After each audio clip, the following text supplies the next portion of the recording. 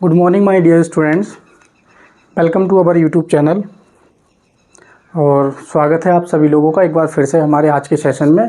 और आज हम प्रैक्टिस सेट नंबर 22 लेके आए हैं। कौन सा प्रैक्टिस सेट है हमारा?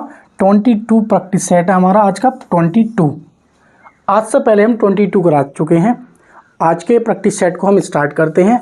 आप लोग कॉपी पेन लेके बिल्कुल एकदम रेडी हो जाएंगे और क्वेश्चन को पढ़ने से पहले आपका आंसर देने की मन ही मन में एटलीस्ट कमेंट ना कर सकें तो उसका जो क्वेश्चन का जो आंसर होता है वो मन ही मन में आप देने की क्या है कोशिश किया करना। क्योंकि जब तक कोशिश एक कहावत सुनी होगी कि कोशिश करने वालों की कभी हार नहीं होती है। तो क्वेश्चन गलत ही सही, लेकिन आप क्वेश्चन का जो है ना आंसर देने का प्रयास करो, ठीक है। जैसे कि पहला क्वेश्चन से हम शुरुआत करते हैं और पहला क्वेश्चन हमने बहुत इजी रखा है ताकि सब लोग इसका आंसर बता पाए। शक्ति यानी कि पावर का मात्रक है। कभी कभी ऐसे क्वेश्चन पूछ लिए जाते हैं जो बहुत इजी लेवल के होते हैं। तो क्या वाट प्रति सेकंड या जूल या किलो जूल या वाट? तो आप लोगों का आंसर बिल्कुल राइट ही आया होगा, मैं ऐसी उम्मीद करता हूं। और जिनका नहीं आया है ये इस क्वेश्चन का उत्तर, तो वो जोर से अपने गाल पे थप्पड़ लगाएंगे या 1 मिनट कहीं साइड में जाके और वीडियो को पॉज करके मुर्गा बनेंगे 1 मिनट तक कम से कम, ठीक है। नहीं देखो समझो भाई, पावर क्या होता है? पावर बराबर होता है वर्क अपॉन के क्या होता है? वर्क अपॉन के टाइम। भाई आप लोग बहुत अच्छे से जानते हैं, अगर आपने फिजिक्स पढ़ी है, कार्य समय वाला जो चैप्टर है वो अगर आपने स्टडी किया है तो आपने एक फॉर्मूला बहुत अच्छे से पढ़ा होगा, टीचर ने पढ़ाया होगा आप लोगों को, ठीक है। हमने हालांकि अभी ये चैप्टर नहीं कराया है। तो पावर बराबर वर्क अपॉन के टाइम। तो पावर बराबर वर्क अपॉन टाइम आप लोगों से पूछा है मात्रक। तो मात्रक निकालने के लिए क्या करोगे भाई? कार्य का मात्रक क्या होता है? आप कहोगे जूल। और समय का मात्रक क्या होता है? यानी कि क्या होता है भाई? क्या होता है समय का मात्रक? आप कहोगे सर सेकंड। क्या होता है भाई? सेकंड। बात समझ में आ रही है? तो अगर हम इसके मात्रक की बात करें, किसके भाई? अगर हम मात्रक की बात करें तो इसका एक मात्रक बन जाएगा जूल प्रति सेकंड। क्या बन जाएगा? जूल प्रति सेकंड। एक मात्रक ये बन जाएगा। कभी कभी इसका ये मात्रक ना पूछ के आपसे लोगों से ये पूछ लेता है कि भाई ऑप्शन में ये नहीं होगा तो ये होगा। और कभी कभी अगर दो भी ये भी नहीं है ना तो आपसे पूछ लेगा कि ये किसका मात्रक है? ये किसका मात्रक है? अश्व शक्ति, इसे बोलते हैं हॉर्स पावर। हॉर्स पावर आप लोग ये नोट करके लिख लेंगे अच्छे से कि एक हॉर्स पावर बराबर 746 क्या होते हैं? 746 वाट होते हैं। ये भी बात ध्यान रखना। तो आप लोग समझ गए होंगे बहुत अच्छे से कि पावर बराबर होता है वर्क अपॉन टाइम, यानी कि शक्ति बराबर होता है कार्य अपॉन के समय, और इसका मात्रक बन जाएगा जूल प्रति सेकंड। अगर जूल प्रति सेकंड नहीं है तो आप लोग ध्यान रखेंगे वाट दे रखा होगा। अगर वाट भी नहीं है तो हॉर्स पावर दे रखा होगा या अश्व शक्ति दे रखा होगा या 746 वाट। एक हॉर्स पावर किसके बराबर होता है? 746 वाट के बराबर होता है, ठीक है। नहीं बात समझ आई नहीं आई? तो ये पहले क्वेश्चन का हमारा राइट आंसर था। लेकिन कुछ ऐसे मात्रक होते हैं हमारे जो आप लोगों को पता होना चाहिए। कभी कभी इसकी बीमा पूछ लेता है आपसे। क्या पूछ लेता है? इसकी बीमा। तो अगर आप इसकी बीमा निकालोगे तो देखो कार्य की जो बीमा होती है ये होती है ml² और t-2। ये हमारी बीमा होती है कार्य की। तो अगर आप इसकी बीमा निकालोगे, किसकी? पावर की बीमा निकालोगे। तो पावर की बीमा निकालोगे तो कार्य की रखोगे ml² t-2 और अपॉन में क्या हो जाएगा? समय की हो जाएगी t, और ये वाला t जब ऊपर चला जाएगा तो ये बन के तैयार हो जाएगी ml² और t-3। तो ये किसकी आ जाएगी? ये आ जाएगी इसकी बीमा आ जाएगी। बात समझ आ गई? तो ये इसका सूत्र हो गया, ये इसके मात्रक हो गए और ये इसकी बीमा हो गई शक्ति की। तो तीनों पॉइंट्स ऐसे हैं जो बहुत इंपॉर्टेंट है, आप लोगों को पता होना चाहिए। अगर नहीं पता है, धारा का मात्रक क्या होता है भाई? एम्पियर होता है। कार्य का मात्रक क्या होता है? जूल। आवेश का मात्रक क्या होता है भाई? कूलाम होता है। बात समझ आ रही है? बल का मात्रक क्या होता है? न्यूटन होता है। तो इस प्रकार के जो ये मात्रक हैं आप लोगों को पता होना चाहिए अच्छे से, क्योंकि कभी कभी एग्जाम में मात्रकों से यानी कि यूनिट से क्या है एक क्वेश्चन पुटअप हो जाता है। तो इसलिए हमने ये पहला क्वेश्चन रखा है। और अक्सर हम एक क्वेश्चन ऐसा रखते हैं जिससे क्या है आपके मात्रक क्लियर हो जाए। वैरायटी चेंज करते रहते हैं, ठीक है। नहीं वर्षा की बूंदें गोल होने का कारण है, बताइए आप लोग। जल की श्यानता, जल का पृष्ठ तनाव या निरंतर वाष्पन या वायु घर्षण। ये वेरी वेरी इंपॉर्टेंट क्वेश्चन है। ये ऐसा क्वेश्चन है, बहुत छोटा और इजी है, लेकिन एग्जाम में क्या है, पूछा गया है बहुत ज़्यादा। तो इसको आप लगाएंगे, स्टार लगा लेंगे और इम्पोर्टेंट। और जो इसका आंसर ना बता पाए वो महामूर्ख होगा। इसलिए ये इतना इजी है कि छोटे से बच्चे को पढ़ा दिया जाता है 7th और 8th क्लास में। आप लोग तो गवर्नमेंट जॉब की तैयारी कर रहे हो, तो आप लोगों को पता होना चाहिए कि वर्षा की बूंदों का जो गोल होने का क्या कारण है। आप लोगों ने देखा होगा कि जब हम किसी तवे पे पानी की बूंदें डालते हैं, पानी डालते हैं, तो वो एकदम से बूंदों का आकार ले लेती है। आप लोगों ने बहुत अच्छे से देखा होगा। सबसे अच्छा एग्जाम्पल है ना, जिस पर रोटियां बनती हैं। तो अगर आप गर्म तवे पर अगर पानी डालते हो तो उस पर क्या है, एकदम से गोल बूंद बन जाती है। उससे ये होता है कि तापमान के बढ़ने पर क्या होता है, पृष्ठ तनाव घटता है, ठीक है। और तापमान कम करते हैं तो पृष्ठ तनाव बढ़ता है। ये बात ध्यान रखेंगे। तो सबसे पहले आप लोगों को पता होना चाहिए कि पृष्ठ तनाव बराबर किसके होता है। पृष्ठ तनाव होता है बल बटे लंबाई।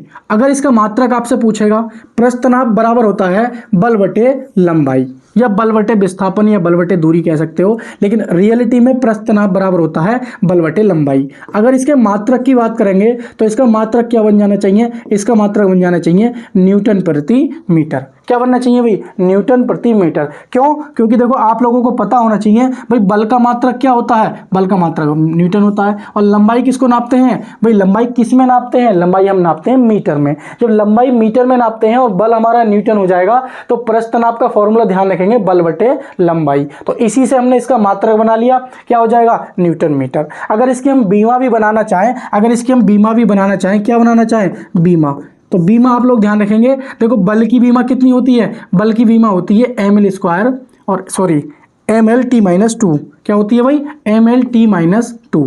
तो mlt-2 होती है, तो ऊपर रखेंगे mlt-2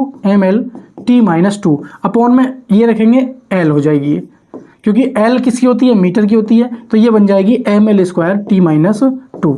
तो ये बीमा जो है एक तरह से जो कार्य की बीमा होती है वही पृष्ठ तनाव की बीमा होती है, एक तरह से ये समझ लीजिए आप। तो आपकी बीमा भी हो गई, आपका मात्रक भी हो गया, आपका सूत्र भी हो गया। लेकिन आपको बताना है कि जो गोल बूंदें होती है ना, गोल बूंदें वो किसके कारण होती हैं। तो आप लोग ध्यान रखेंगे जल के पृष्ठ तनाव के कारण। किसके भाई, जल के पृष्ठ तनाव के कारण, जल के पृष्ठ तनाव के कारण। एक बात ध्यान रखेंगे, यदि हम तापमान बढ़ाते हैं, अगर हम तापमान बढ़ाएंगे तो ध्यान रखेंगे जो पृष्ठ तनाव है ना, पृष्ठ तनाव, ये पृष्ठ तनाव क्या होता है, कम हो जाता है। एक पॉइंट ध्यान रखेंगे।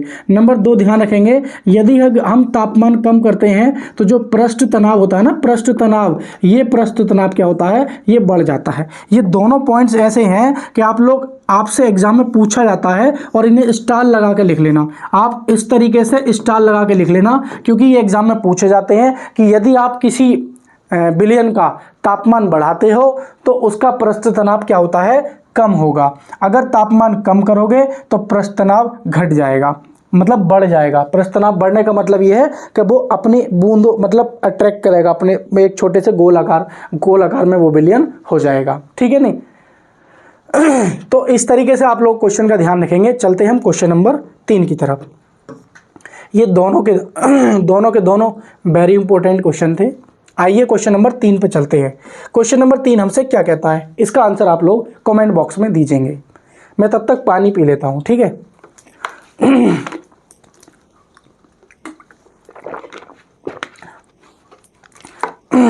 देखेंगे, सभी अम्ल में सामान्य रूप से पाए जाने वाला तत्व है ब्रोमीन, क्लोरीन, आयोडीन, हाइड्रोजन।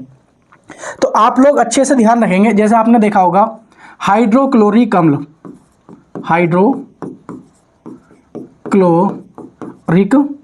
अम्ल, हम इसी को ले लेते हैं। इसका सूत्र होता है HCl होता है। जैसे H2SO4 आपने एक नाम सुना होगा, H2SO4 आपने सुना होगा, HNO3।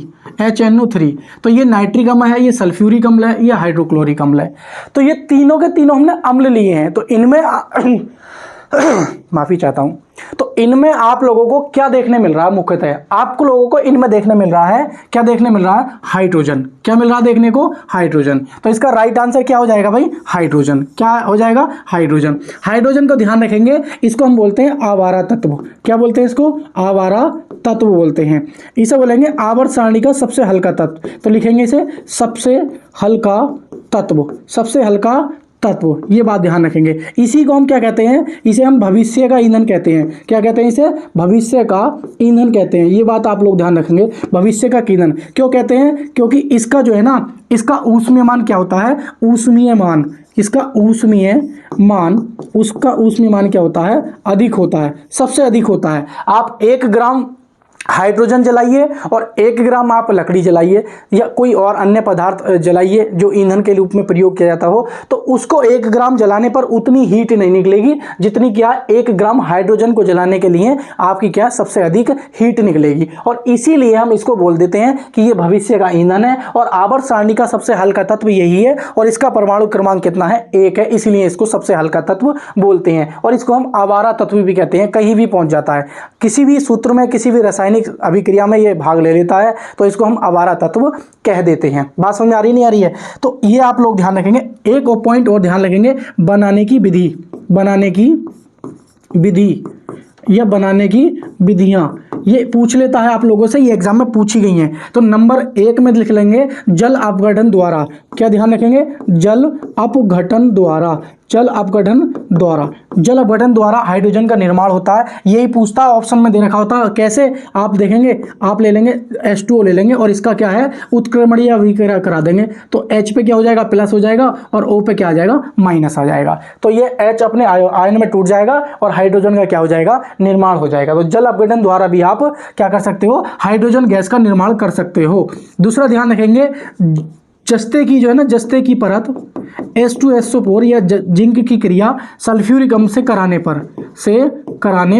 पर जब आप कराओगे तो क्या बन जाएगा, Zn प्लस के H2SO4 आप लोगे तो क्या बन जाएगा, ये बन जाएगा ZnSO4 बन जाएगा और प्लस हाइड्रोजन गैस निकल जाएगी। भाई जिंक की सल्फ्यूरिक अम्ल के साथ क्रिया कराओगे तो जिंक सल्फेट बन जाएगा और हाइड्रोजन गैस अलग को निकल जाएगी और यही हमारा क्या हो जाएगा, हाइड्रोजन गैस की 2 विधियां हैं और ये दोनों की दोनों क्या है, इंपॉर्टेंट है, आप लोग ध्यान रखेंगे। लेकिन अब आप ध्यान रखेंगे इसके क्या है, प्रयोग, इसके प्रयोग, यह प्रयोग लिख लेंगे, इसके प्रयोग इंपॉर्टेंट है। एक है हाइड्रोजनीकरण में, क्या है भाई, हाइड्रोजनीकरण में, हाइड्रोजनीकरण, हाइड्रोजनीकरण का मतलब क्या होता है, इसका मतलब होता है वनस्पति, क्या होता है, वनस्पति तेल से वनस्पति घी बनाने में,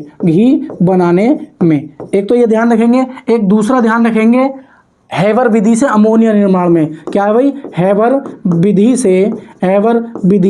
विधि में कैसे भाई, आप हाइड्रोजन ले लेंगे और नाइट्रोजन गैस ले लेंगे, क्या बन जाएगा, NH3 बन जाएगा, यानी क्या बन जाएगी, अमोनिया बन जाएगी। क्या बन जाएगी, ये अमोनिया बन जाएगी। ठीक है, एक और ध्यान रखेंगे, यहाँ पे लिख लेते हैं चौथा, ईंधन के रूप में, क्या है भाई, ईंधन के रूप में भी हम हाइड्रोजन का प्रयोग करते हैं। 5वां लिख लेंगे जल निर्माण में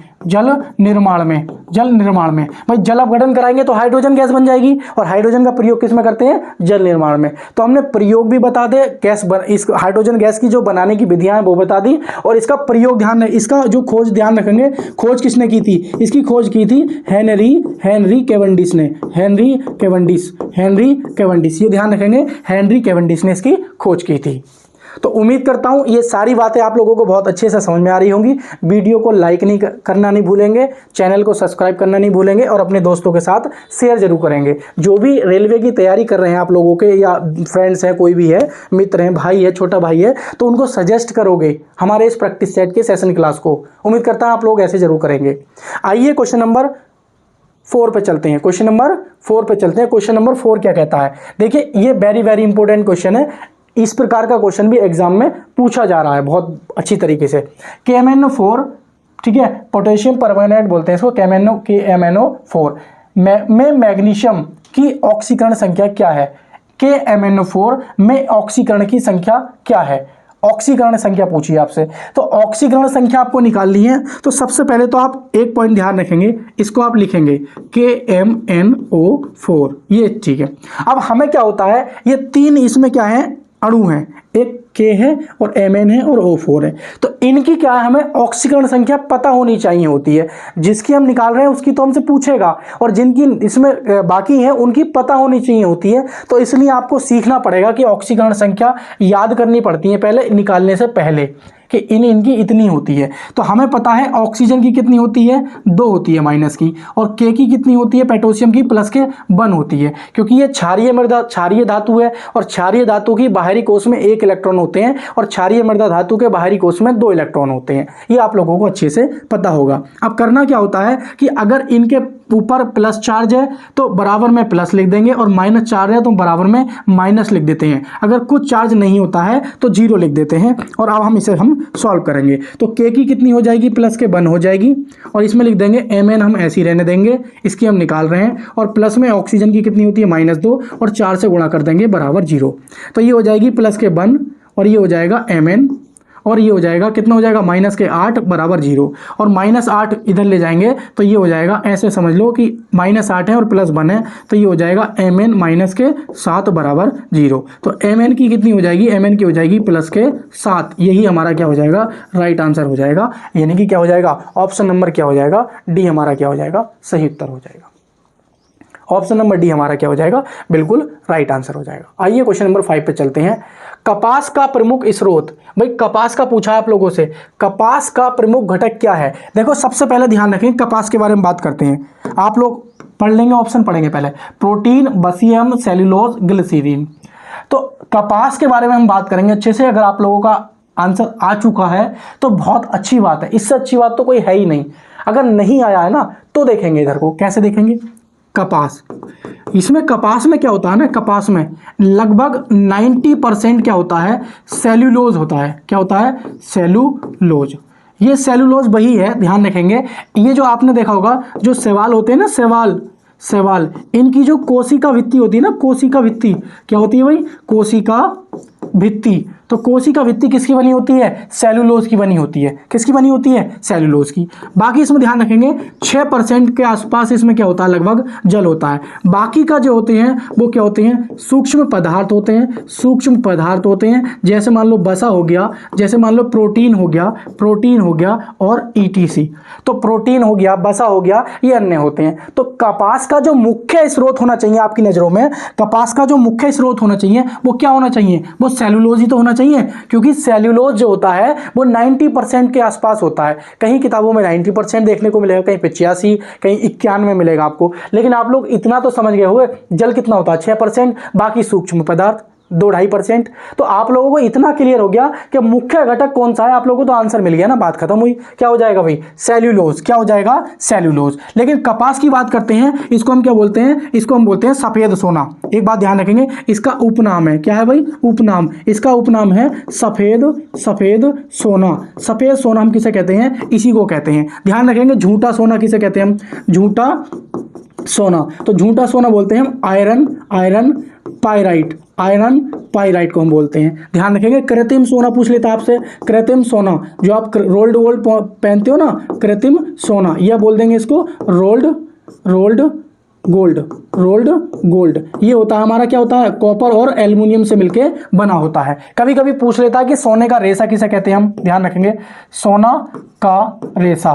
तो सोने का रेशा हम किसे कहते हैं, जूट को कहते हैं। ध्यान रखेंगे, जूट को कहते हैं। कभी कभी पूछ लेता है आप लोगों से, काला सोना किसे कहते हैं, काला सोना। तो काला सोना ध्यान रखेंगे हम किसको कहते हैं, कोयले को कहते हैं। किसको कहते हैं, कोयले को। ध्यान रखेंगे, कृत्रिम सोना या रोल्ड गोल्ड किसके बना होता है, कॉपर और एल्युमिनियम से बना होता है। झूठा सोना हम किसे कहते हैं, आयरन पाइराइट को कहते हैं। सफेद सोना हम किसे कहते हैं, सफेद सोना कपास को कहते हैं। अगर सोने का रेशा पूछेगा तो किसे कहते हैं, जूट को कहते हैं। और काला सोना पूछेगा तो किसे कहते हैं, कोयलों को कहते हैं। तो ये साइंस में नाम पूछे गए हैं, इसीलिए हमने आप लोगों को ये कराए हैं। ध्यान रखेंगे, तो सफेद सोना ध्यान रखेंगे कपास को कहते हैं, और कपास का मुख्य घटक क्या हो जाएगा, सेल्यूलोज हो जाएगा। आइए क्वेश्चन नंबर नेक्स्ट पे चलते हैं, क्वेश्चन नंबर 6 पे चलते हैं। क्वेश्चन नंबर 6 हमसे क्या कहता है, आइए।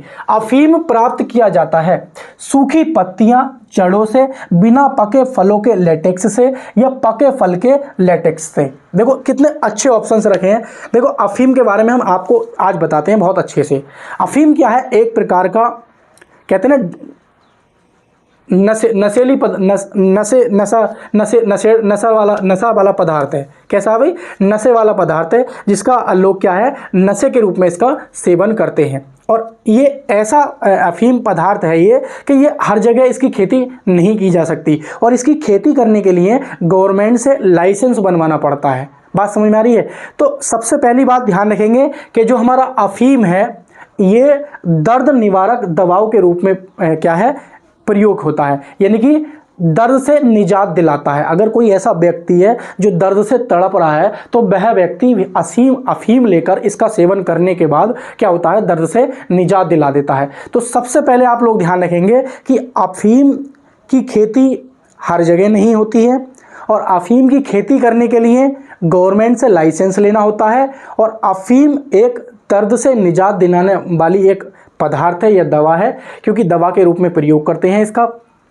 और दूसरी बात आप ध्यान रखेंगे, ये होता कैसे, प्राप्त कैसे होता है। तो मेरी बात को गौर से समझना। ये मान लीजिए इस प्रकार से एक फूल सा बन के आता है, इस प्रकार से, ये इस प्रकार से एक फूल सा बन के आता है, और ये इस प्रकार से ये खड़ा होता है। ठीक है, मान लीजिए ये एक पौधा है और ये क्या है, फल आ गया है। और फल आने के बाद जब ये अफीम की खेती पक जाती है तो पकने के बाद क्या होता है, इसमें एक चीरा लगाया जाता है। क्या लगाया जाता है? इसके अंदर एक चीरा लगाया जाता है इस तरीके से। और चीरा लगाने के बाद होता ये है, इसमें से क्या है, एक पदार्थ सा निकलता है, इसमें से एक पदार्थ सा निकलता है इस तरीके से। इस पदार्थ को क्या होता है, इस पदार्थ को क्या कर लिया जाता है, इकट्ठा कर लिया जाता है, इकट्ठा कर लिया जाता है। बात समझ में आ रही है? अफीम की खेती के बारे में मैं आपको बता रहा हूँ। एक इस तरीके से फल होता है, जैसे मान लीजिए कोई कहते हैं ना, जो फूल पे ऊपर फल उग के आता है उसको तोड़ते हैं। सूरजमुखी का फूल देखा आपने, वो ऊपर आता है इस तरीके से। तो ऐसी कोई मान लीजिए, जैसे कि मान लीजिए अमरूद होता है ना छोटा सा, तो इस प्रकार के हरे कलर का ये अफीम एक पौधा निकल के आता है, ऊपर फल होता है, उसको चीरा लगाया जाता है। करीबन दोपहर के बाद का समय होता है, उसको सुबह में चीरा लगा देते हैं, और दोपहर तक जाके कहीं उसमें क्या है, ये पदार्थ सा चिपचिपा सा पदार्थ निकल लगता है, हल्के से भूरे और काले रंग का। तो ये चिपचिपा सा पदार्थ निकलने लगता है, और इसको क्या इकट्ठा कर लिया जाता है, और इकट्ठा करने के बाद इसको फिर सुखाया जाता है, और सुखाने के बाद क्या है, वही हमारी अफीम होती है। और अफीम बेचने के लिए भी ऐसे नहीं आप कहीं भी बेच दोगे। तो गवर्नमेंट ने जिस तरीके से आपको जिस क्षेत्र के अकॉर्डिंग आपको लाइसेंस दिया है, तो गवर्नमेंट क्या है, नारकोटिक्स विभाग क्या करता है, वो बोलता है किसानों से कि भाई आप लोगों की खेती तैयार हो गई है और आप लोगों ने अफीम पैदा कर ली है, आओ अब अपनी अफीम बेच जाओ। तो अफीम आप लोगों ने देखा होगा कि अगर अफीम का रेट देखा जाए ना, रेट तो नॉर्मली अगर ब्लैक में बिकती है तो 50-60 हज़ार रुपये। लेकिन अगर गवर्नमेंट ने लाइसेंस दिया, तो गवर्नमेंट आप जैसे गेहूं खरीदती है सरकार आप लोगों के सरकारी रेट पर, तो सरकारी रेट तो ऑब्वियसली कम होता है ना, और जो ब्लैक में बेचा जाता है गेहूं वो महंगा बिकता है।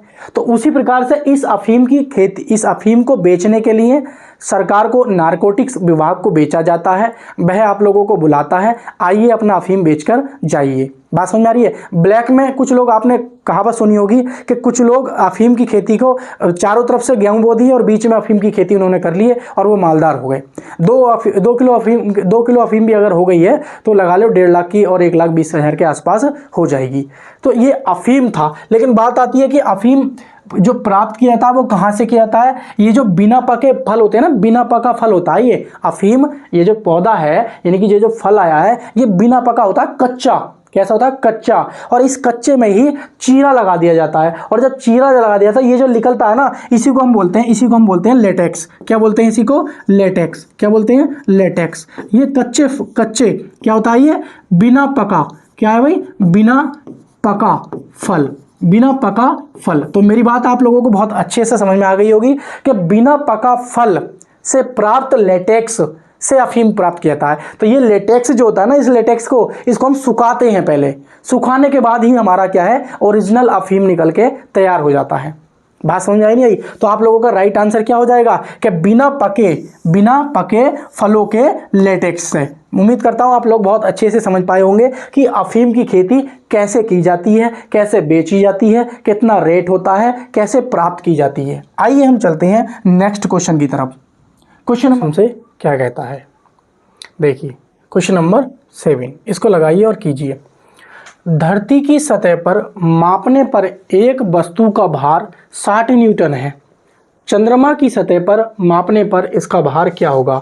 10 न्यूटन, 1 न्यूटन, 360 न्यूटन या 3.6 न्यूटन। तो ये जो क्वेश्चंस है ना, ये जो आपको आप बता पाएंगे गुरुत्वीय त्वरण जी के मान पर, यानी कि ये भार जो होता है ना गुरुत्वीय त्वरण के मान पर निर्भर करता है। आप लोग बहुत अच्छे से जानते होंगे W बराबर होता है mg। जब W बराबर mg होता है तो m क्या होता है, कांस्टेंट, यानी कि ये क्या होता है, मास होता है। क्या होता है, मास। और मास कैसा होता है, कांस्टेंट होता है, कांस्टेंट होता है। ये बात आप लोग समझ गए होंगे। तो W क्या हो जाएगा, ये इन्वर्सली समानुपाती हो जाएगा गुरुत्वीय त्वरण के। यानी कि किसी प्लेनेट पर अगर गुरुत्वीय त्वरण का मान अधिक है तो भार कैसा महसूस होगा, अधिक महसूस होगा। यदि किसी प्लेनेट पर जाने पर पृथ्वी की अपेक्षा भार गुरुत्वीय त्वरण का मान घट रहा है तो वहां पर भार भी घटा हुआ महसूस होगा। तो हम लोगों ने पढ़ा होगा कक्षा 10th में कि जब हम चंद्रमा की सतह पर जाते हैं पृथ्वी तल से तो हमें क्या होता है, गुरुत्वीय त्वरण का मान, यहाँ पे अगर गुरुत्वीय त्वरण का मान g है पृथ्वी पर, तो चंद्रमा की सतह पर जाने पर गुरुत्वीय त्वरण g का मान क्या हो जाता है, 1/6, यानी कि GY6 हो जाता है।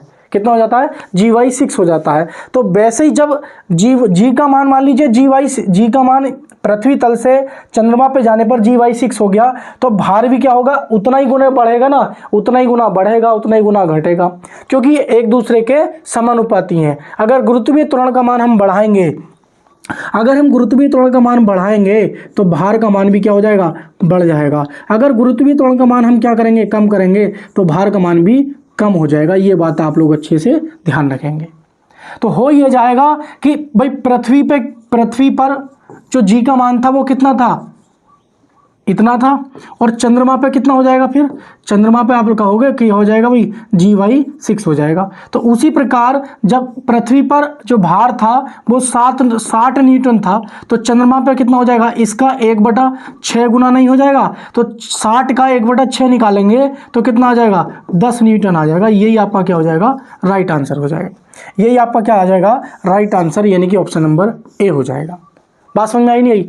तो आप लोग सबसे पहले ये वाला पॉइंट याद रखेंगे कि भार गुरुत्वीय त्वरण के मान पर निर्भर करता है।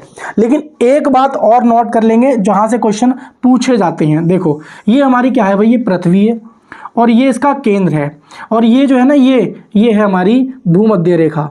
क्या है भाई, ये भूमध्य रेखा, ये भूमध्य रेखा है जिसे 0 डिग्री रेखा या विषुवतीय रेखा बोलते हैं, और इसी को हम बोलते हैं उत्तरी ध्रुव। क्या बोलेंगे इसको, उत्तरी ध्रुव। और इसको बोलेंगे हम इसको हम बोलेंगे दक्षिणी ध्रुव। क्या बोलेंगे, दक्षिणी ध्रुव। तो एक बात आप लोग समझना है, क्या है समझनी है, कि ध्रुवों पर गुरुत्वीय त्वरण का मान, गुरुत्वीय त्वरण जी का मान क्या होता है, अधिकतम होता है। कितना होता है भाई, स्मॉल जी का मान कैसा होता है, अधिकतम होता है। ध्रुवों पर गुरुत्वीय त्वरण जी का मान कैसा होता है, अधिकतम होता है। यहां से प्रश्न पूछे जाते हैं एग्जाम में, इसीलिए मैं आप लोगों को समझा रहा हूं ये सारा पॉइंट। 2 क्वेश्चन तैयार हो गए। तीसरा क्वेश्चन ये है कि केंद्र पर गुरुत्वीय त्वरण का मान 0 होता है और भूमध्य रेखा पर गुरुत्वीय त्वरण का मान क्या होता है, कम होता है। अगर आप लोग भूमध्य रेखा से, ये मान लीजिए ध्रुवों से केंद्र की तरफ आ रहे हो, ध्रुवों से केंद्र की तरफ आओगे तो गुरुत्वीय त्वरण का मान धीरे धीरे घटता है। क्या होता है, घटता है। क्या होगा भाई, ये घटता है। अगर आप केंद्र से क्या हो रहा है, ध्रुवों की तरफ जा रहे हो तो कैसा होगा, बढ़ता है। ये भी क्वेश्चन पूछा जाता है कि आप ध्रुवों से केंद्र की तरफ आओगे तो गुरुत्वीय त्वरण का मान क्या होगा, ध्रुवों से केंद्र की तरफ आओगे तो घटेगा। लेकिन क्यों घटेगा, देखो 0 हो रहा केंद्र पे आके तो धीरे धीरे कम होता जाएगा क्योंकि ध्रुवों पे अधिकतम है। और आप तो केंद्र से ध्रुवों की तरफ जाओगे तो धीरे धीरे क्या होगा, बढ़ता जाएगा। और एक स्थिति ऐसी आ जाएगी जहां पर गुरुत्वीय त्वरण का मान बिल्कुल सर्वाधिक होगा, पीक पॉइंट पर होगा एकदम। वो कहाँ होता है, ध्रुवों पर। तो उम्मीद करता हूं ये जो आपका क्वेश्चन था बिल्कुल एकदम क्लियर हो गया होगा। आइए हम नेक्स्ट क्वेश्चन पे चलते हैं। वेरी वेरी इंपॉर्टेंट क्वेश्चन था ये एग्जाम की दृष्टि से, तो उम्मीद करता हूं आप लोगों ने अच्छे से समझने की कोशिश की होगी। अगला कह रहे हैं ये कि जिस रूप में पौधे नाइट्रोजन प्राप्त करते हैं, मतलब नाइट्रोजन को पौधे जिस रूप में प्राप्त करते हैं वह क्या है, नाइट्रिक ऑक्साइड या अमोनिया या नाइट्रेट या नाइट्राइट? तो आप लोग बहुत अच्छे से समझदार हो, नहीं हो तो समझो। जब हम अपने गन्ने के खेत में, मान लीजिए गन्ने का खेत है और हम यूरिया बखेरने जाते हैं, तो यूरिया में क्या होता है, यूरिया में होता है, हम क्या बखेरते हैं भाई, यूरिया। तो यूरिया में, यूरिया का सूत्र होता है NH2CO NH2। अब इसमें क्या होता है, नाइट्रोजन 46.6% होती है, यानी कि यूरिया में नाइट्रोजन 46.6% होती है, लगभग 50% के आसपास होती है।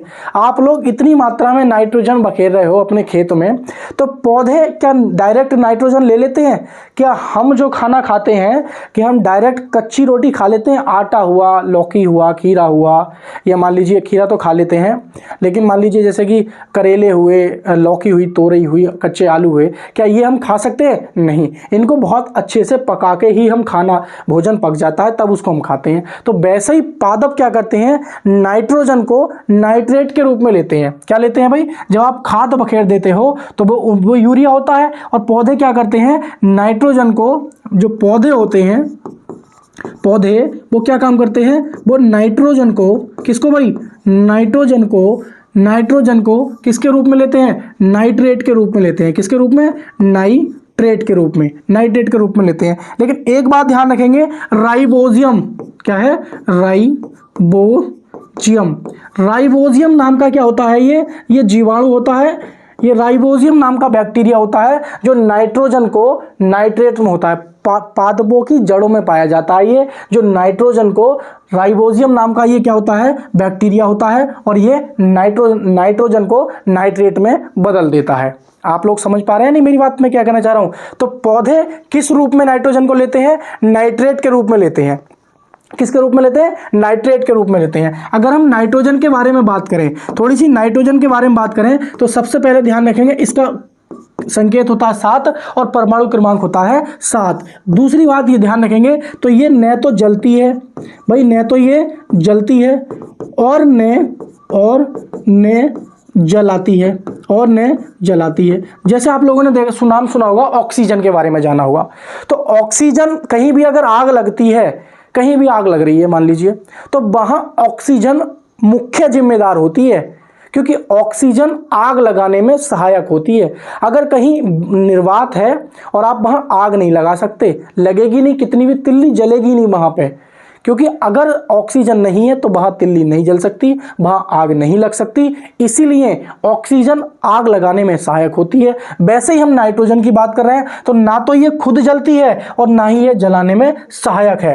तो इसीलिए कहा जाता है कि नाइट्रोजन के जार में, आप नाइट्रोजन का जार ले लीजिए और उस जार में जलती तिल्ली ले जाइए। कैसी भाई, जलती तिल्ली। तो जलती तिल्ली ले जाने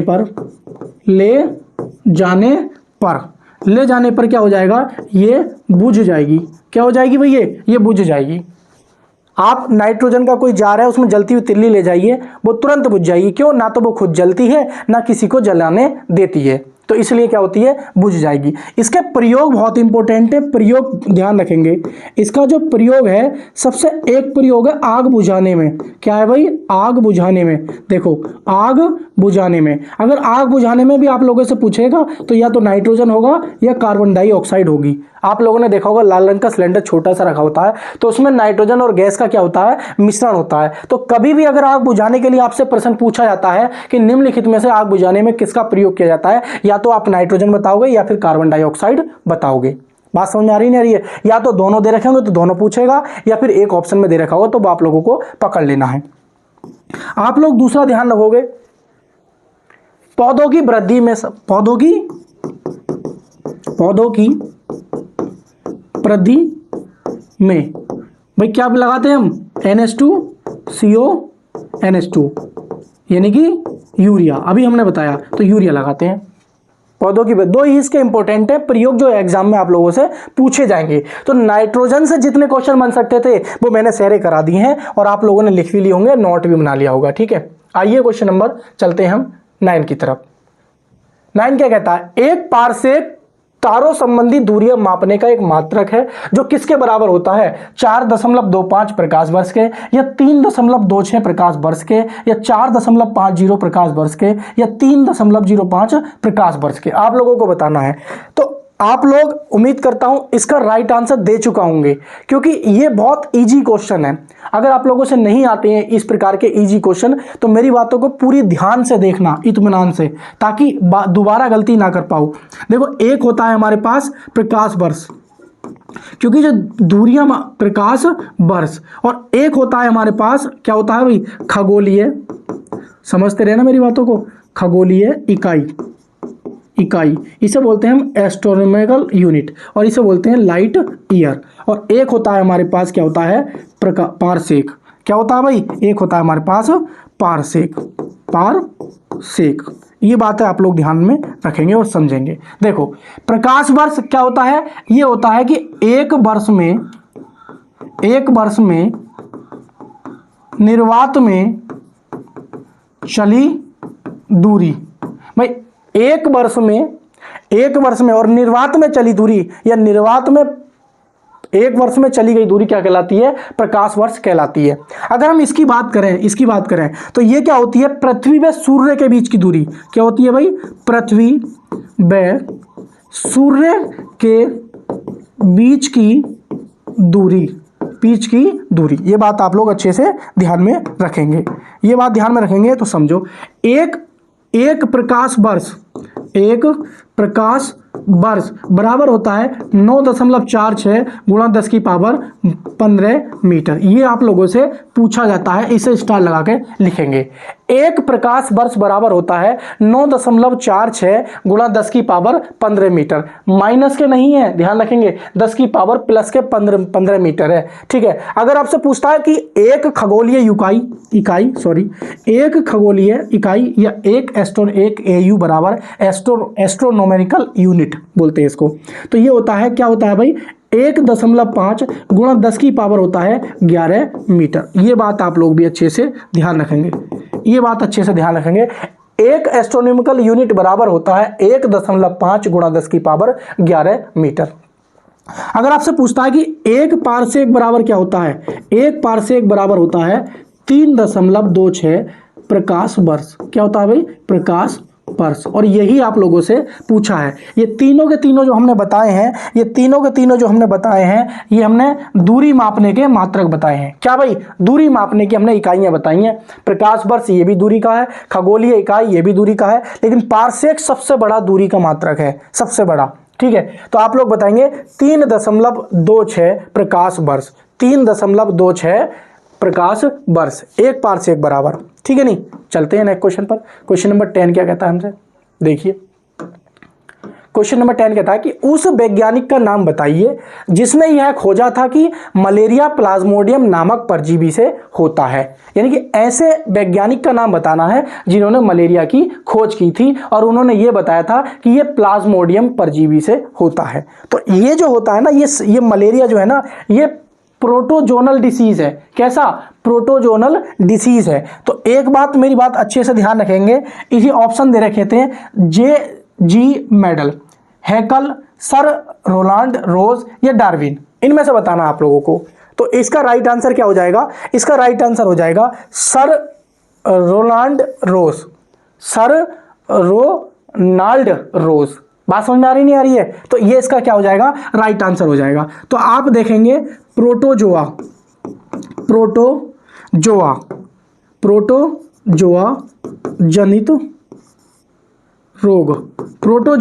जनित रोग, आप नाम सुनोगा आपने एक, मलेरिया। अगर मलेरिया की बात करें तो इसकी जो खोज की थी, वो खोज किसने करी थी भाई, ये की थी सर रोनाल्ड और रोज ने। अगर इसका रोगजनक देखें हम, रोगजनक हो जाएगा प्लाज्मोडियम प्रोटोजोआ, प्लाज्मोडियम प्रोटोजोआ इसका रोगजनक हो जाएगा। अगर इसका वाहक पूछेगा तो वाहक इसका ध्यान रखेंगे, मादा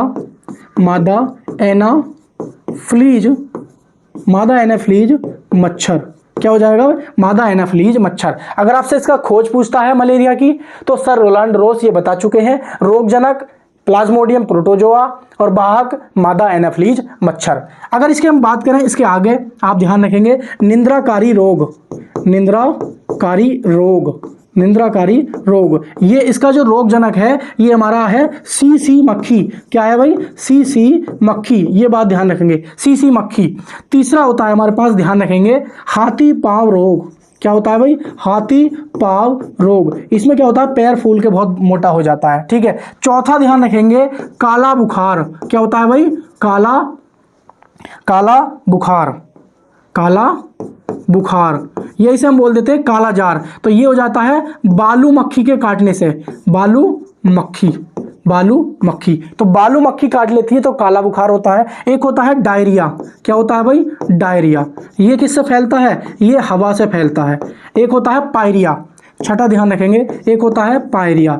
तो पायरिया किससे फैलता है भाई, पायरिया क्या होता है, दांतों में क्या हो जाता है, दांतों में खून आने लगता है या मसूड़ों में खून, दांतों में खून या मसूड़ों में खून। तो ध्यान रखेंगे आप लोग, क्या ध्यान में रखेंगे, ध्यान में ये रखेंगे कि मलेरिया प्रोटोजोआ से होता है, निंद्राकारी रोग जो सीसी मक्खी से फैलता है, और हाथी पांव रोग ये हमारा क्या है, ये भी प्रोटोजोआ से होता है, और काला बुखार या दमदम बुखार या काला जार जो बालू मक्खी से फैलता है, प्रोटोजोनल डिसीज है। एक डायरिया जो कि हवा से फैलता है, ये भी प्रोटोजोआ जनित रोग है। एक है पायरिया, ये हमारा क्या है, दांतों में खून या मसूड़ों में खून आ जाता है, तो ये भी हमारा प्रोटोजोनल डिसीज है। और मलेरिया की खोज आपको बता दी हमने, किसने की थी, सर रोलांड लोस ने की थी। आइए क्वेश्चन नंबर 11 पर चलते हैं। 11 हमसे क्या कहता है, तो किसी ने कहा है, देखो, आंखों में नींद बहुत है, आंखों में नींद बहुत है पर सोना नहीं है, यही वक्त है कुछ करने का मेरे दोस्त, इसे खोना नहीं है। ये बात बिल्कुल आप लोग ध्यान में रखेंगे और अपनी तैयारी बिल्कुल निरंतर बना के रखेंगे। आइए हम नेक्स्ट चलते हैं। जब लिटमस विलयन न तो अम्लीय है और न ही क्षारीय है, जब लिटमस विलयन न तो अम्लीय है और न ही क्षारीय है होता है, तब इसका रंग कैसा होता है। मतलब कहने का तात्पर्य यह है कि रंगीन होगा, बैंगनी होगा, नीला होगा, गुलाबी होगा। जब लिटमस पेपर या लिटमस विलयन ना तो वो अम्लीय है और ना ही वो क्षारीय है, तो समझो मेरी बात को, पहले समझो।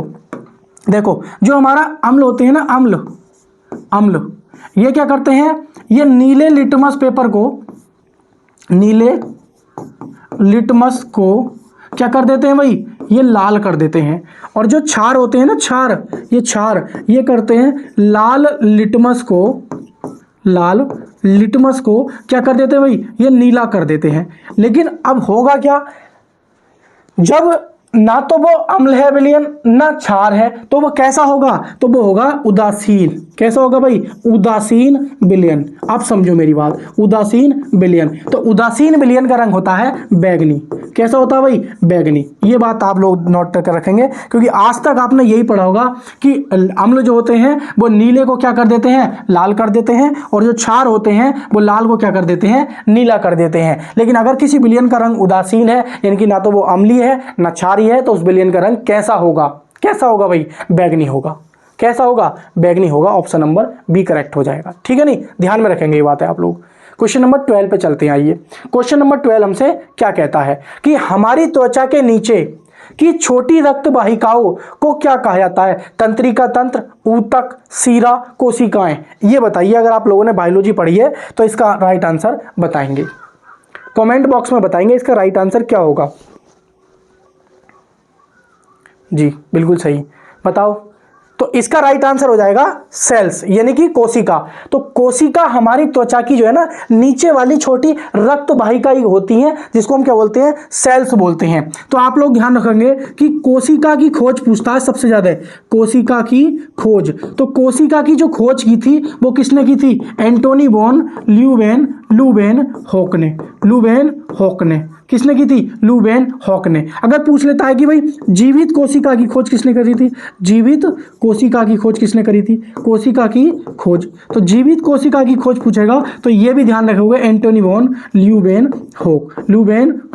ल्यूवेनहॉक। अगर पूछ लेता आपसे कि मृत कोशिका की, तो मृत कोशिका की ध्यान रखोगे, मृत कोशिका की खोज करी थी किसने भाई? रॉबर्ट हुक ने करी थी, और 1665। इनकी तो सन भी पूछी जाती है, ठीक है। अगर पूछ लेता आपसे केंद्रक की खोज किसने करी थी, तो केंद्रक की खोज करी थी किसने भाई? रॉबर्ट ब्राउन ने। तो रॉबर्ट ब्राउन ने केंद्रक की खोज करी थी, ये बात ध्यान रखोगे। एक होता है राइबोसोम, क्या होता है भाई? राइबोसोम। तो राइबोसोम की जो खोज करी थी वो करी थी जॉर्ज पेलाडे ने। एक पूछता है आपसे लाइसोसोम, क्या पूछता है? लाइसोसोम। तो लाइसोसोम की खोज जो करी थी वो डी डूबो ने करी थी। क्या करी थी?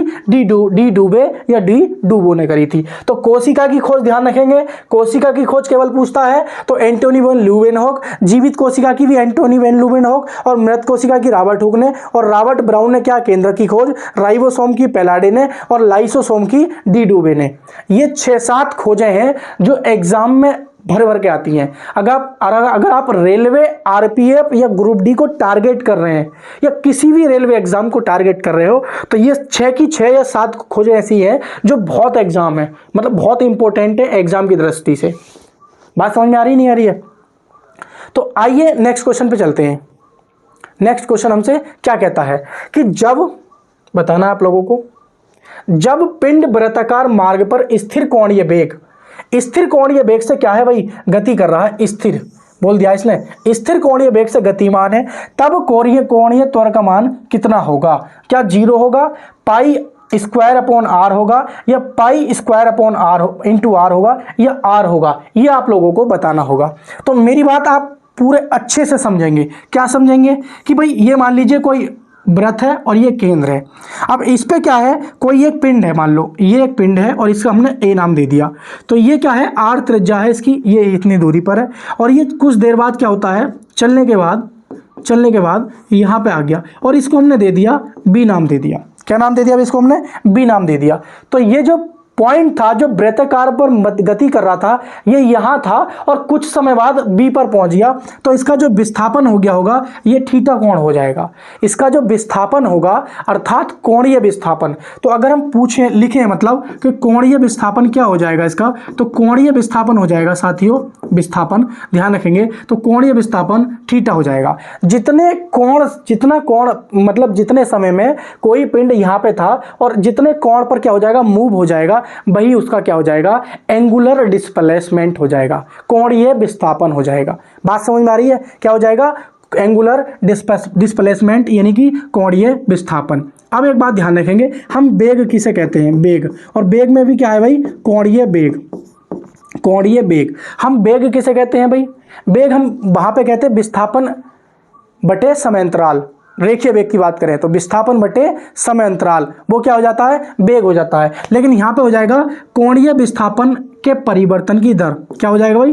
कोणीय विस्थापन की परिवर्तन दर यानी कि कोणीय विस्थापन की परिवर्तन की दर क्या कहलाएगी? कोणीय वेग कहलाएगी। अगर हम कोणीय त्वरण की बात करें, कोणीय त्वरण, तो कोणीय त्वरण का ध्यान रखेंगे आप लोग।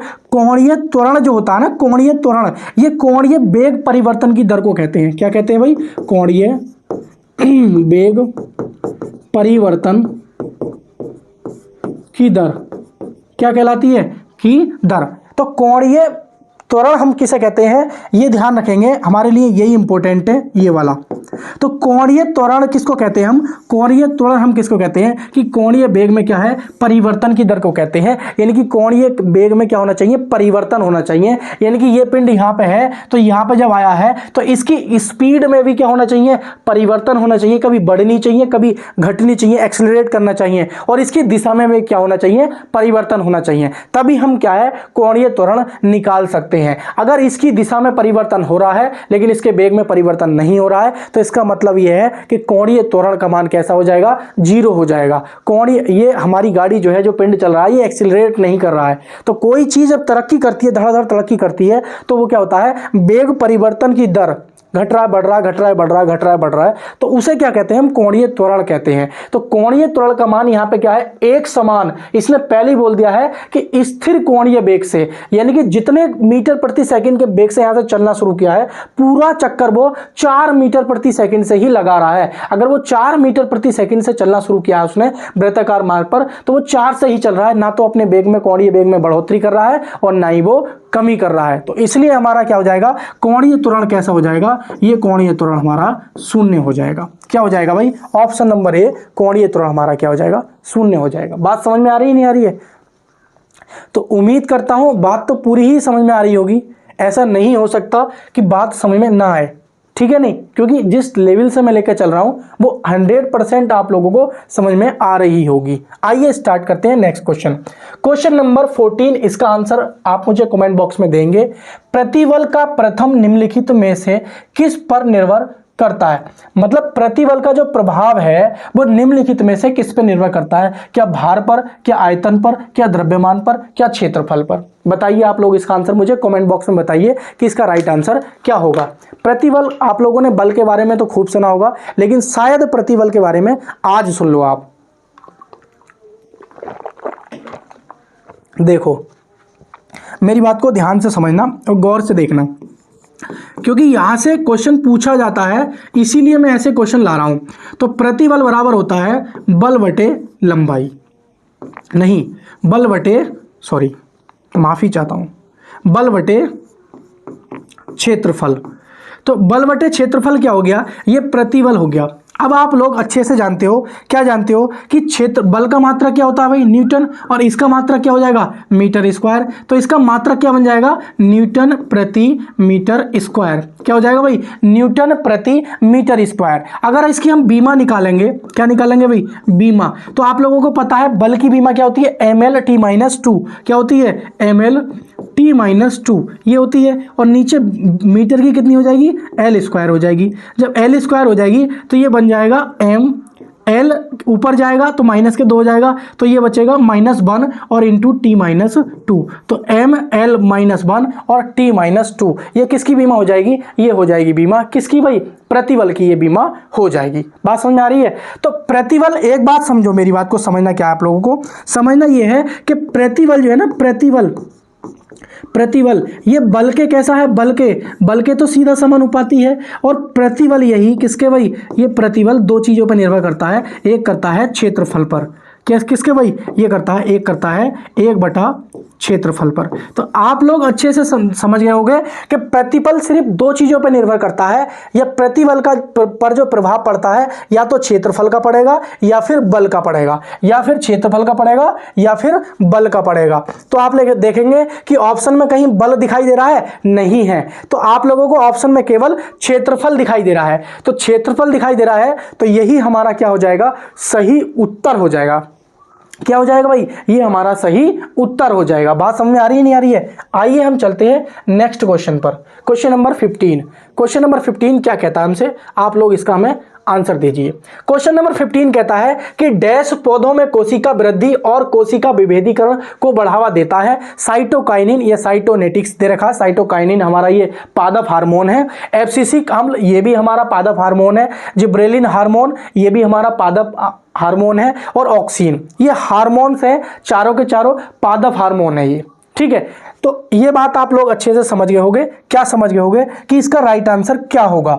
तो विभेदीकरण का मतलब ये होता है कि कोशिका विभाजन, और कोशिका विभाजन के लिए साइटोकाइनिन हार्मोन क्या होता है? जिम्मेदार होता है। ये दोनों के दोनों क्या है? ये दोनों के दोनों जो है ना, ये दोनों के दोनों ये वृद्धि रोधक हार्मोन है। कैसे भाई? ये दोनों के दोनों ये वृद्धि रोधक हार्मोन। कैसे है भाई? वृद्धि रोधक हार्मोन। भाई ये क्या करता है? ये कोशिका विभाजन में सहायक है। क्या है भाई? ये कोशिका विभाजन, क्या है भाई? ये कोशिका विभाजन में सहायक है।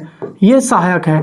और ये क्या काम करता है? ये जो है एब्सिसिक, ये वृद्धि को रोकता है। क्या रोकता है? ये वृद्धि को रोकता है। ये वृद्धि को रोकता है।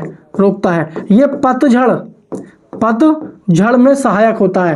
पतझड़ में क्या होता है? ये सहायक होता है। जब पेड़ से पत्ते गिरने लगते हैं ना, रुकते ही नहीं है पेड़ पे, तो ये वाला हार्मोन एब्सिसिक अम्ल जो है ना, एब्सिसिक एसिड, ये वृद्धि रोधक भी है और पतझड़ में सहायक भी होता है। लेकिन हम बात करें जिब्रेलिन हार्मोन, तो जिब्रेलिन हार्मोन का नाम होता है GA3, GA1, GA2, G3, GA3, G4, G5, G6, तो GA6, GA7, GA8, तो इनकी क्या होती है, एक श्रृंखला होती है। तो 100 हार्मोन्स की एक श्रृंखला होती है, GA1, GA2, GA3 करके।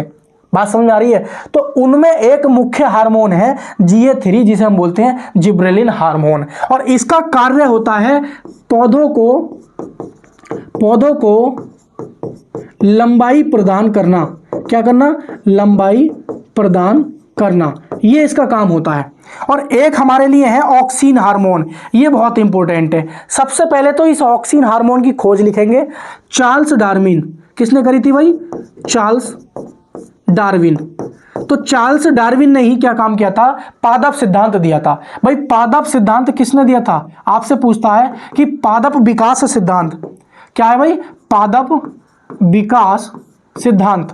तो पादप विकास सिद्धांत किसने दिया था? यह दिया था चार्ल्स डार्विन ने। यह बात आप लोग ध्यान रखेंगे, चार्ल्स डार्विन ने। तो पादप विकास सिद्धांत किसने दिया था? चार्ल्स डार्विन ने दिया था। तो उन्होंने ऑक्सिन हार्मोन की भी किसने खोज करी थी? यह भी किन्होंने करी थी? चार्ल्स डार्विन ने ऑक्सिन हार्मोन की क्या करी थी? खोज करी थी। अब यह क्या है? यह पाया कहां जाता है? यह क्या है? जड़ में या फिर शीर्ष भाग में।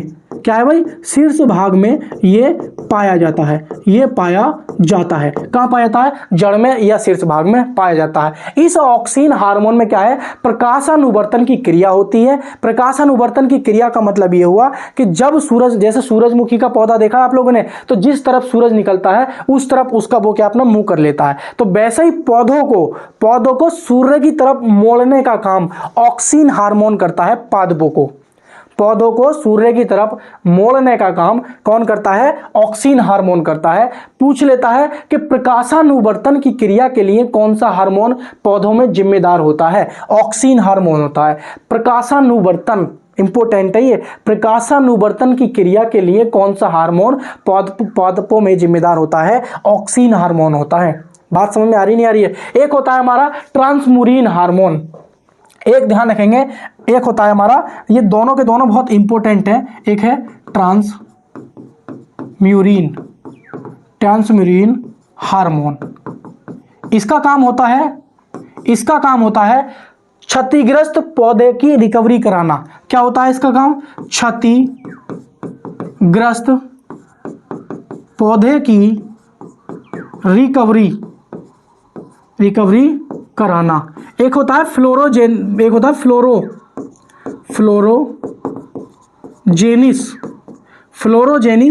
हार्मोन। इसका काम क्या होता है? ये फूलों के लिए जिम्मेदार होता है। फूलों के खिलने के लिए क्या होता है भाई? ये जिम्मेदार होता है। क्या होता है? जिम्मेदार होता है।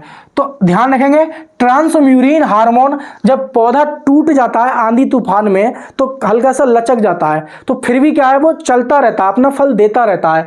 तो पौधों को क्षतिग्रस्त जब हो जाते हैं, कुछ टहनियां पिचक जाती हैं, कुछ हो जाती हैं, तो कुछ तो भाई चलते ही नहीं है, ज़्यादा डैमेज हो गया तो नहीं चलेगा, लेकिन कुछ क्या है, रिकवरी हो जाती है। तो उनकी रिकवरी कराने के लिए ट्रांसम्यूरिन हार्मोन हमारा क्या है, सहायक होता है। एक होता है फ्लोरोजेनिस हार्मोन, ये पौधों में या पादपों में फूलों के खिलने के लिए और फूलों को नीचे न गिरने के लिए जिम्मेदार होता है। तो फूलों को खिलने के लिए और फूलों को पादपों में रोकने के लिए फ्लोरोजेनिस हार्मोन जिम्मेदार होता है। अगर पौधों में, आपके पौधों में फ्लोरोजेनिस हार्मोन की कमी है तो इसका मतलब आपका जो फल आ रहा है वो क्या है, जल्दी जल्दी नीचे गिरने लगेगा। फूल आते ही क्या, जैसे ही फल बना और वो नीचे गिरने लगा होगा। आप लोगों ने देखा होगा जब फल आते हैं तो वो गिरने लगते हैं, रुकते नहीं है पौधों पे। अमरूद गिरने लगते हैं, नींबू गिरने लगते हैं, ठीक है, आड़ू चीकू ये गिरने लगते हैं, रुकते नहीं है। तो आप लोगों का आम नहीं रुकता है, एकदम से छोटा सा आया और गिर गया।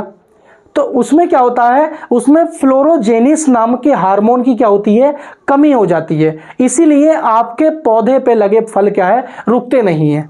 बात समझ में आ रही है? आइए नेक्स्ट क्वेश्चन पे चलते हैं। तो इसका राइट आंसर तो आपको पता चल गया होगा, option number A, cytokinin hormone. Question number 15 हमसे क्या कहता है, जब वृक्क यानी किडनी का कार्य करना बंद कर देते हैं तो निम्नलिखित में से कौन सा पदार्थ जमा हो जाता है।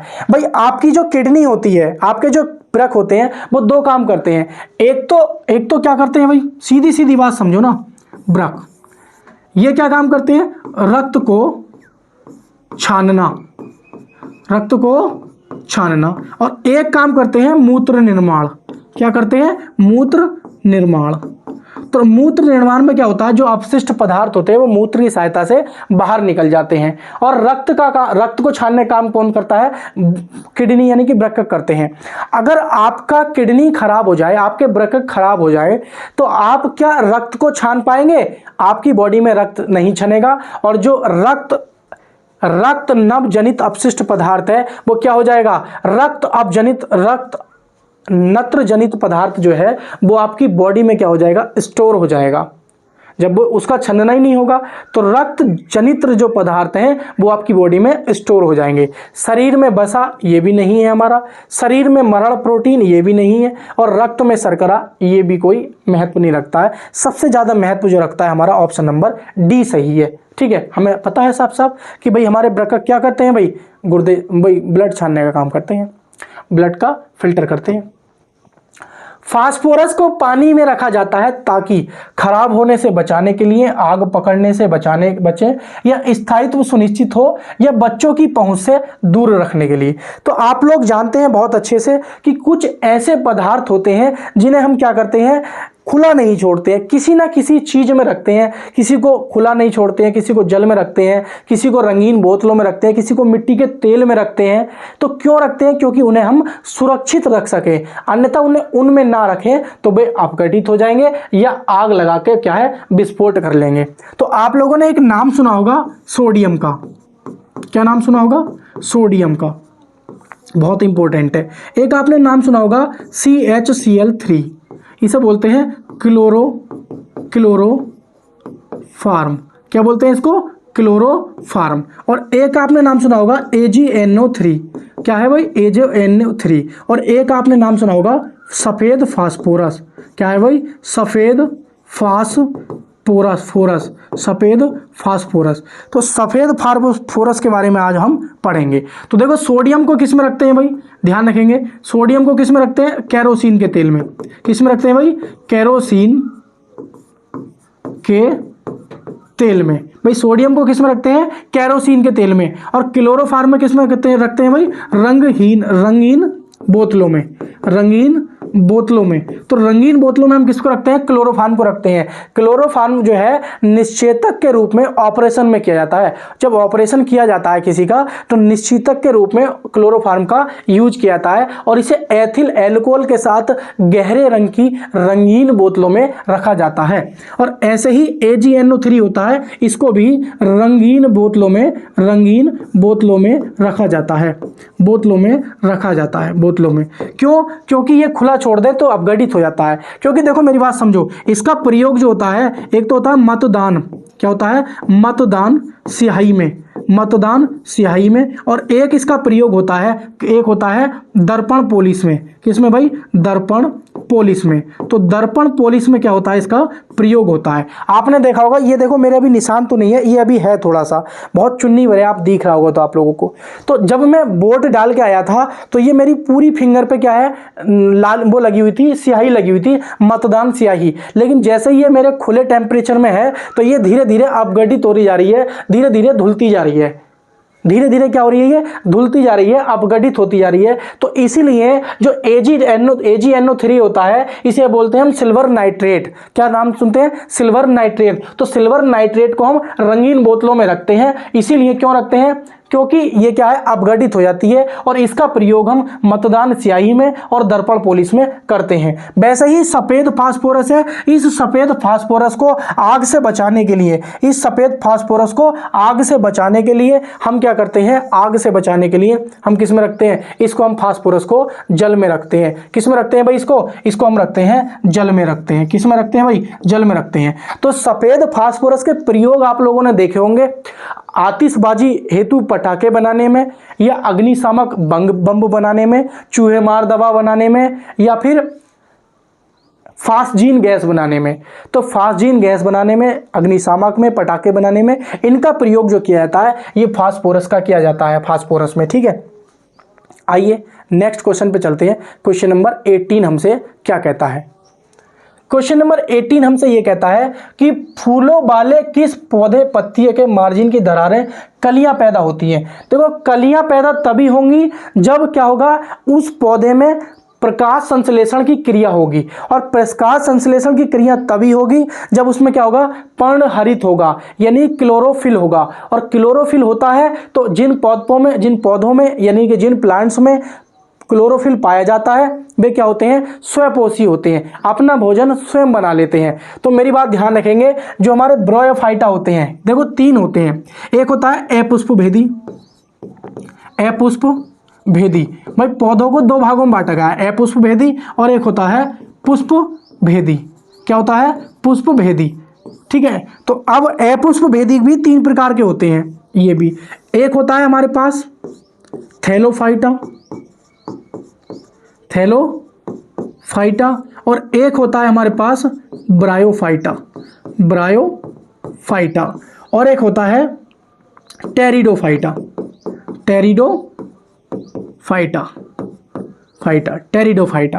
तो थैलोफाइटा, ब्रायोफाइटा, टेरिडोफाइटा।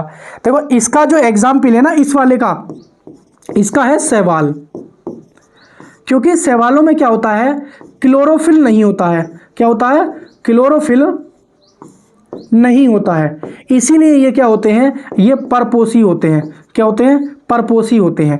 तो इनमें पत्तियां नहीं आएंगी। लेकिन जो ब्रायोफाइटा होता है ना, इनमें क्या होता है, क्या होता है भाई, इनमें क्लोरोफिल होता है। और जब इनमें क्लोरोफिल होता है तो इनमें क्या हो जाएगा, प्रकाश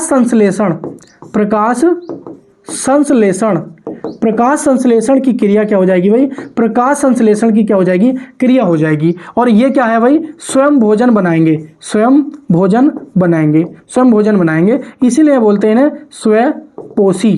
क्या बोलते हैं भाई, स्वपोषी। और स्वपोषी क्या होते हैं, जब पौधे अपना भोजन बना रहे हैं खुद से, स्वपोषी हैं, प्रकाश संश्लेषण के द्वारा क्या है, अपना भोजन बना रहे हैं और विकास कर रहे हैं, तो उनमें क्या है, पत्तियां आने लगती हैं। जब पौधा स्वपोषी होगा तो कलियां आएंगी, और जब परपोषी होगा तो कलियां नहीं आएंगी। इसलिए कहा जाता है कि ये वाले जो पौधे होते हैं ये वहां पाए जाते हैं जहां क्या होता है, प्रकाश की उपस्थिति होती है। ठीक है, तो इसका राइट आंसर हो जाएगा, देखो ये है ब्रायोफाइटा, ये है ब्रायोफाइलम। तो ब्रायोफाइलम का मतलब क्या होता है, जाति, और ब्रायोफाइटा किसी पादप का एक समूह है। तो हम ऑप्शन नंबर क्या है, डी कह देंगे। अगर आप डी ना कह के अगर बी भी कहते हैं तो भी सही है, लेकिन ये टाइपिंग मिस्टेक समझ लो या इस क्वेश्चन का अपवाद समझ लो कि दोनों के दोनों सही होने चाहिए, लेकिन हम फिर भी क्या लगा रहे हैं, डी ऑप्शन क्या है, सही कर रहे हैं। तो क्वेश्चन नंबर चलते हैं क्वेश्चन नंबर 19 की तरफ। 19 हमसे क्या कहता है, पढ़िए और इसका आंसर मुझे कमेंट बॉक्स में दीजिए। क्या कह रहे हैं कि यदि किसी नमक का पीएच मान 14 है तो वह नमक होता है कमजोर एसिड, कमजोर बेस, या कमजोर एसिड या सशक्त बेस, या सशक्त एसिड और कमजोर बेस, या सशक्त एसिड और सशक्त बेस। आप लोग इसका आंसर मुझे कमेंट बॉक्स में बताइए। पढ़िए और इसका आंसर मुझे कमेंट बॉक्स में बताइए। देखिए भाई, पीएच स्केल की क्या है, खोज करी थी सोरेनसन ने। यहां से 1 2 3, यहां आ जाएगा 7 4 5 6, ठीक है, यहां चलेगा 8 9 10 डॉट डॉट डॉट चलेगा, यहां हो जाएगा 14। तो हम बात करते हैं केवल किसकी भाई, हम बात कर लेते हैं बीच वालों की, केवल ये इस तरीके से, ठीक है। नहीं, हम बात कर लेते हैं केवल इनकी। देखो क्या होता है कि जिसका पीएच मान कितना होता है भाई जिसका पीएच मान 7 होता है वो होता है हमारे पास उदासीन। क्या होता है, उदासीन। और जो इधर होते हैं ये होते हैं अम्लीय, कहते हैं भाई ये अम्लीय होते हैं। और ये इधर वाले क्या होते हैं, क्षारीय। अगर आप इधर आओगे तो अम्लीयता बढ़ेगी, अगर आप 7 से उधर जाओगे तो अम्लीयता घटेगी। पहली बात तो ये समझो। तो आप लोग बात ये कर रहे हैं किसकी, 14 की। तो आप लोग ये समझो, इधर आएंगे तो अम्लीयता बढ़ेगी और इधर जाएंगे तो अम्लीयता घटेगी। अम्लीयता घटेगी नहीं घटेगी, और क्षारीयता बढ़ेगी। तो जब हम इधर जाएंगे जिसका पीएच मान 14 होगा वो कम अम्लीय होगा और अधिक क्षारीय होगा। कम अम्लीय मतलब ये हो गया कि कमजोर एसिड होगा। तो कमजोर एसिड क्या ये हो सकता है, कमजोर एसिड ये, हाँ ये हो सकता है। कमजोर एसिड, क्या ये हो सकता है? हाँ हो सकता है। क्या सशक्त एसिड? ये नहीं हो सकता। क्या सशक्त एसिड? ये नहीं हो सकता। इन दोनों में देखना है। तो कमजोर एसिड तो होगा, लेकिन कैसा होगा? सशक्त बेस होगा। सशक्त बेस, कमजोर बेस नहीं होगा। तो इसलिए क्या हो जाएगा हमारा बी ऑप्शन क्या हो जाएगा? सही हो जाएगा कि भाई कमजोर एसिड हो जाएगा और सशक्त बेस हो जाएगा। बात समझ में आ रही है नहीं आ रही है? तो ये जो क्वेश्चन था इसका राइट आंसर हो जाएगा बी। आप लोगों ने कर लिया होगा अच्छे से।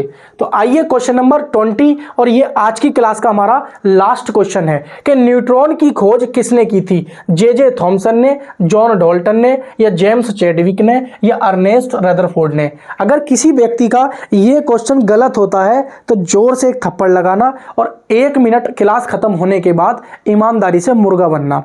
जैसे हाई स्कूल में मुर्गा बनते थे ना, तो उस तरीके से 1 मिनट फोन साइड में रख के वीडियो को पॉज करके पहले 1 मिनट मुर्गा बनना और उसके बाद हमारी फिर इस वीडियो को देखना। देखो समझो, ये क्या है हमारे पास? ये है हमारा एटम। क्या है भाई? ये एटम है। आप लोगों ने अच्छे से देखा होगा, ये एटम है। एटम के अंदर क्या होता है भाई? एटम के अंदर होते हैं न्यूट्रॉन और प्रोटॉन। क्या होते हैं? न्यूट्रॉन और प्रोटॉन। और ये होती है कक्षा, और कक्षा में कौन मूव करते हैं? कक्षा में कौन मूव करते हैं? इलेक्ट्रॉन मूव करते हैं। तो पूछ लेगा आपसे कि भाई परमाणु की खोज किसने करी? भाई परमाणु की खोज किसने करी? तो ध्यान रखेंगे जे थॉमसन ने। जे थॉमसन, सॉरी, किसने खोज करी थी? जॉन डाल्टन ने। माफी चाहता हूं। तो किसने करी थी भाई? जॉन डाल्टन ने। अगर आपसे पूछता है इलेक्ट्रॉन की खोज किसने करी थी, तो इलेक्ट्रॉन की खोज करी थी जे थॉमसन ने। जे थॉमसन ने इलेक्ट्रॉन की खोज जे थॉमसन की। पूछेगा आपसे प्रोटॉन की खोज किसने करी थी, तो ध्यान रखेंगे अगर पूछता है खोज, तो खोज करी थी गोल्डस्टीन ने। किसने करी थी भाई? गोल्डस्टीन ने। लेकिन इसका जो नामकरण किया था ना, वो नामकरण किया था रदरफोर्ड ने। किसने किया था भाई? रदरफोर्ड ने। अगर पूछता है कि भाई न्यूटन की खोज किसने करी थी, न्यूटन की, तो न्यूटन की ध्यान रखोगे चैडविक ने। किसने की थी भाई? जॉर्ज चैडविक ने। आप पूछ लेगा कि भाई नाभिक की खोज किसने करी थी, तो नाभिक की खोज करी थी रदरफोर्ड ने। और इसकी तो पता ही है, परमाणु की खोज किसने कर दी भाई? जॉन डाल्टन ने। तो आप लोग ध्यान रखेंगे, ये वाली जो रेडियस है हमारी, ये वाली इतनी, ये है परमाणु की रेडियस, और ये जो इतनी है ये है नाभिक की रेडियस। तो नाभिक की रेडियस कितनी होती है? 1 फर्मी होती है। कितनी होती है? 1 फर्मी होती है। 1 फर्मी बराबर होता है 10 की पावर -15 मीटर। 1 फर्मी बराबर होता है 10 की पावर -15 मीटर। अगर परमाणु की त्रिज्या पूछता है, परमाणु की त्रिज्या, तो परमाणु की त्रिज्या हमारी क्या होती है? 10 की पावर -10 मीटर, या इसी को बोल देते हैं 1 एंगस्ट्रॉम। तो परमाणु की त्रिज्या कैसी होगी भाई? बड़ी होगी। तो आप ये मत कंफ्यूज होना कि ये माइनस की संख्या बड़ी है और ये वाली छोटी है, तो क्या भाई बड़ा तो ये होना चाहिए? नहीं, माइनस में उल्टा होता है। तो माइनस में अगर किसी संख्या की पावर ज्यादा है तो वो संख्या सबसे छोटी होगी। अगर माइनस में किसी की संख्या की पावर कम है तो वो संख्या बड़ी होगी। तो सबसे बड़ी होनी चाहिए परमाणु की त्रिज्या, जो होती है 10 की पावर -10 मीटर या 1 एंगस्ट्रॉम। और नाभिक की त्रिज्या होती है 1 फर्मी, यह बोलते हैं 10 की पावर -15 मीटर। बात समझ में आ रही है नहीं आ रही है? तो आपसे पूछा है कि न्यूट्रॉन की खोज किसने करी थी, तो न्यूट्रॉन की खोज करी थी जेम्स चैडविक ने। किसने करी थी भाई? जेम्स चैडविक ने। किसने करी थी? जेम्स चैडविक ने। ये बात आप लोग अच्छे से ध्यान में रखेंगे। तो आज थे हमारे ये 20 क्वेश्चन, और आज ही नहीं, हम जब भी प्रैक्टिस सेट लाते हैं, मतलब एक दिन छोड़ के प्रैक्टिस सेट आता है। अभी क्या है कि जैसे ही एग्जाम डेट किसी की डिक्लेयर हो जाएगी तो हम डेली प्रैक्टिस सेट आपको लाएंगे। अभी क्या है, हम एक दिन प्रैक्टिस सेट ला रहे हैं ताकि आप इस प्रैक्टिस सेट को देखने के बाद हमारे इस प्रैक्टिस सेट को कम से कम 2 बार एनालिसिस कर सकें। बात समझ में आ रही है? तो साथियों, आज की क्लास हम यहीं तक रखते हैं, मिलेंगे नेक्स्ट क्लास में। तब तक के लिए नमस्कार। वीडियो को लाइक, चैनल को सब्सक्राइब और अपने दोस्तों के साथ शेयर करना बिल्कुल नहीं भूलेंगे। Thank you so much.